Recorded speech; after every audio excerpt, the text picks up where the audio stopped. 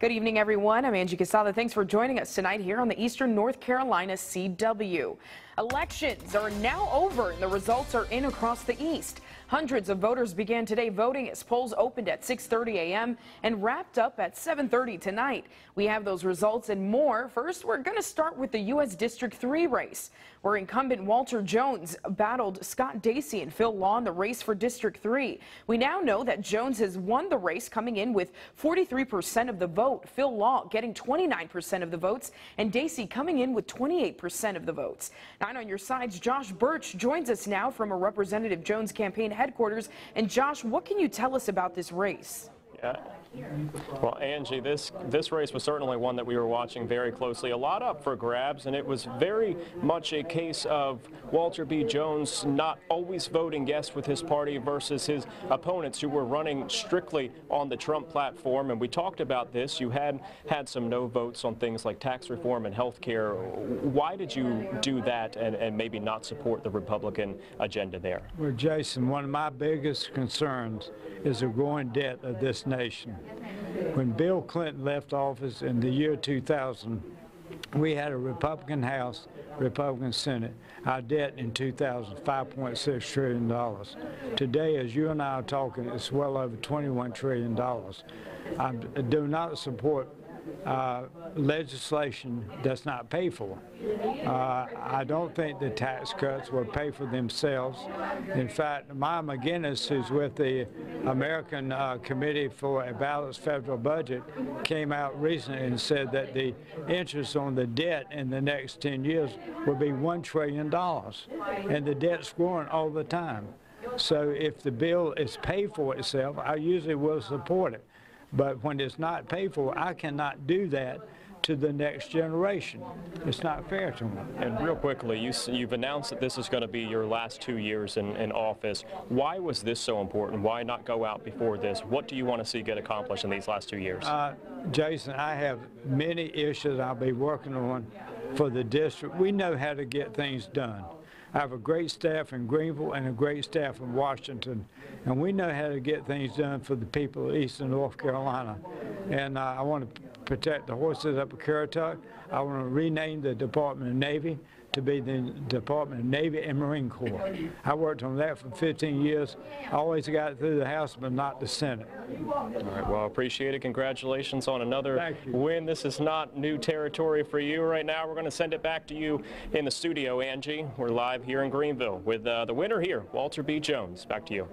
Josh, thanks. In the NC House District 3 race, a battle between incumbent Don Davis and Lonnie Caraway leads to Davis moving on in the primary election, while current district attorney Kimberly Robb edges Tony Moore for the Republican candidacy. Now, Robb urging for tighter law enforcement policies, public safety issues, and battling against the opioid epidemic. Davis fighting for affordable health care, job creation in rural communities, and rebuilding the economy. 9 on Your Side caught up with both earlier today. Eastern North Carolina needs that champion, and I can tell you right now, I'm so excited and can't wait because our message includes everybody. If I'm elected in the general, it'll be the first time we've had a state senator from Pitt County in many, many years. I think it's decades. And so that would be a strong, strong voice for Pitt County. The newly created District 8 in Pitt County was a battle between former Mayor Candy Smith, current chairwoman of Pitt County's Board of Education. Smith beat both council, Reeves and Smith, with 50% of the votes. Council coming in with 36%, and Reeves rounds it out with 14% of the votes. In the NC House District 3 race, incumbent Michael Speciale moves on to the November general election. Now, we caught up with him earlier today. He says if elected to go back to Raleigh, he'd most like to fix problems in education. The kids are coming out of there not having the education that they need, and it's not because of the teachers, it's because of things being forced on the schools between the state, between the federal government. I'd like to see the state get a little bit more out of the business of telling the counties what to do. Speciale beat Republican challenger Eric Queen by 57%. On the Democratic side, Barbara Lee beat Charles Dudley with 68% of the vote. A very heated race in Pitt County where Paula Dance and Gary Weaver are now the two representatives to face off in the primary election. This comes as Paula Dance received 67% of the votes and Gary Weaver receiving 76% of the votes. 9 on your side's Brandon Truitt joins us now with both winners of today's election. Brandon, what can you tell us? Angie, good evening to you. When Sheriff Neil Elks announced he would not be seeking re-election for the first time in decades, it really did open the door for people to take advantage of this opportunity. This year, the primary alone, 17,000 votes cast in this race altogether. We have both of the candidates joining us now. We'll start with the Democratic nominee, Paula Dance, joining us now. Paula, thank you so much for joining us. How are you feeling? As of now, you've got the nomination. Ecstatic, happy, and pretty glad it's over with for now. And you have several years of experience in this department. I'm interested to know how you think that will translate if you're elected to the sheriff's office.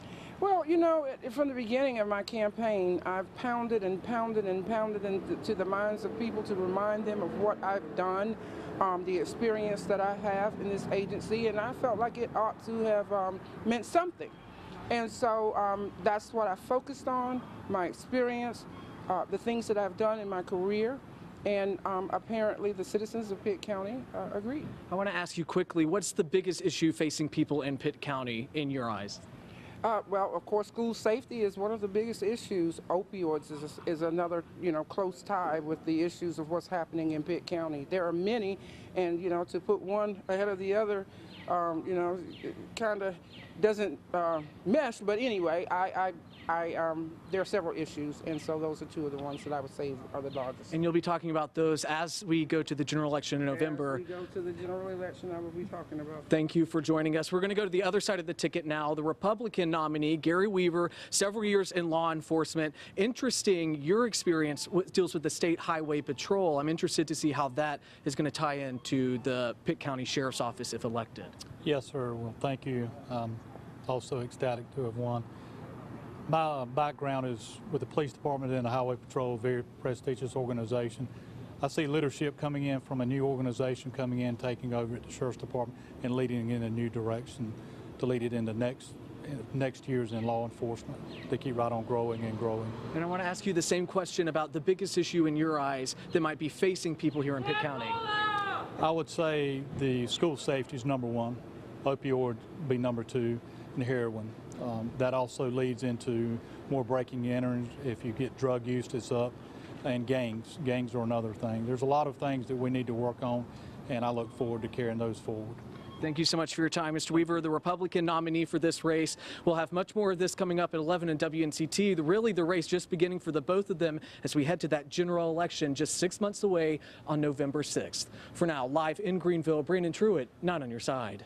Brandon, thanks. And the highly anticipated race for the new district attorney is wrapped up as current attorney Kimberly Robb is running for the North Carolina Senate District 5. The results are in, and we know that unofficially, Ferris Dixon received 51% of the votes for the Democratic Party, while Derek Brown picked up 49% of the votes. And for Republicans, Glenn Perry got 58% of the votes.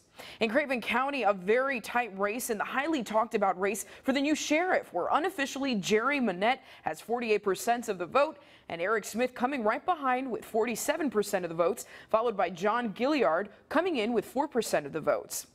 Today was the last night for voters to make their votes count in the primary elections for Beaufort County. But despite having access to early voting and the absentee ballot, turnout this year was much different. Total voter turnout today in Beaufort County at about 5% less than 4 years ago. Final numbers show about 23% total turnout today. The sheriff's race on the Democratic side is kind of pushing the turnout, but it's still not as high as it was 4 years ago. 4 years ago, there was no incumbent sheriff running, and Hopkins believes because there's one this year, that's why turnout is low. Despite the low voter turnout, the sheriff's race in Beaufort County has been a big talker. 2 Republicans and 3 Democrats are vying for the top county law enforcement position. The unofficial numbers shows current Sheriff Ernie Coleman winning on the Republican side. He's set to take on Democratic challenger Al J. Whitney in the November election. This race tonight for sheriff was the talk of the town, but the polls showed that it was very close. Al Whitney pulled out as the Democratic nominee, and incumbent Sheriff Ernie Coleman, the Republican Republic nominee. We spoke with both earlier today about what they hope to accomplish if this position, and this is what they had to say. I feel that I have an obligation to help create the positive change and possibly make it one of the best sheriff offices in the state of North Carolina. I still want to move forward. I got a passion for it mostly, and I want to keep going. And I think I'll keep going until the people of the county decide it's time for me to stop. And I'll know that before an election. The general election where these two will face off for the seat for the second time, last time in 2014. And we spoke with them earlier this evening, and both of them seem very grateful. Al says it's been a tough ride and it's time to regroup and strategize a little more to be prepared for the election in November. Incumbent Sheriff Coleman feels the same way. He emphasized that because he's still sheriff, he still has duties, but is giving his campaign staff some well-deserved time off. In DUPLIN County, the results are in. As for the sheriff's race, Blake Wallace unofficially wins with 67% of the votes, and Harvey Stroud coming in with 33% of the votes. We turn now to Onslow County, where a brutal race for sheriff between three candidates is playing out. WNCT's Elizabeth Tu joins us live at the watch party in Jacksonville. And Elizabeth, what's the atmosphere like there? Good evening, Angie. A lot of excitement really here in the air. Just a few moments ago, this room erupting into cheers and applause as it was announced that Sheriff Hans Miller is taking home 70% of the vote. That's with 95% of precincts reporting. The sheriff himself got up in front of the crowd, really thanking them for their support, saying this would not have been possible, of course, without the citizens of Onslow County. He ran a tough race against two other Republican candidates, Boyd Brown and Walter Scott. I had a chance to also catch up with them a few hours ago, speaking with them about the campaigns they ran. Here's what they told me. I feel good about it. I'm at peace. We have run a clean campaign. We've let the voters be informative of what we have said and done. I feel good about it. I've not raised anything, didn't have any big concerns, didn't want to get back at anybody else. I just want to be a servant to the citizens of Onslow County. Sheriff Miller was first elected here in Onslow County back in 2014 after a lengthy career in law enforcement. Since then, we've seen a lot of improvements throughout the county. He tells me some of the issues he plans to continue to focus on: the opioid crisis, reducing crime here. Coming up at 11, your first chance to hear from the winner himself. For now, live in Jacksonville, Elizabeth Tu, 9 on your side. Elizabeth, thank you. In Bertie County, there's controversy surrounding the sheriff's race. It all centers around an ongoing lawsuit questioning the residency of challenger Adrian Bowen. The lawsuit questions if Bowen is really a Bertie County resident. As a result, the totals will be announced tonight, but an official winner will not be certified until the county attorney settles the case. Stick with 9 on your side as we continue to follow this controversy. 9 on your side is your local election coverage headquarters. We'll continue to bring you all the results along with live reports coming up on WNCT News at 11. You can also catch us online at WNCT.com and on your news app. It's available in the Google Play and Apple app stores.